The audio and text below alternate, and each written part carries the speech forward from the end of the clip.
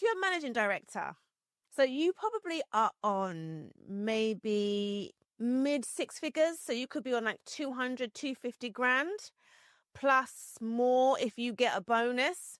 You are paid really well. So I think it's a choice you have to make. I think at that level, if you're paid that much, I think your employer saying you have to be there 5 days a week, that's what the employer says.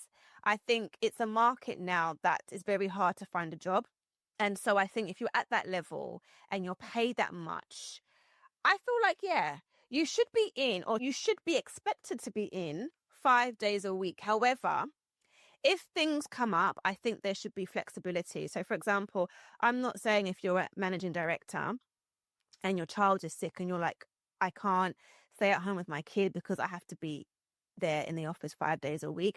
I think it's about language. I think it's important that, yes, you should be expected to be in the office 5 days a week if you're an MD, but there should be flexibility. If you can't come in because you're sick or because you're just something's come up, family emergency, and you have to work from home, you have to work from home. But I think setting that expectation is good.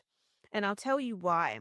I think I found, especially as I have a remote business, so a lot of my freelancers, I've got freelancers based in Nigeria, Bristol. Previously, I had engineers in Serbia and all over the UK. I've got a freelancer in Germany. And I think building a company culture for me has been really challenging because everyone's just based everywhere. And I think when you're in person, you get that buzz, collaboration, those nuanced conversations.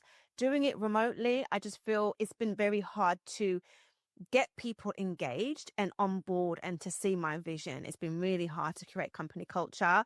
So I get that. I think it's really important to be in the office.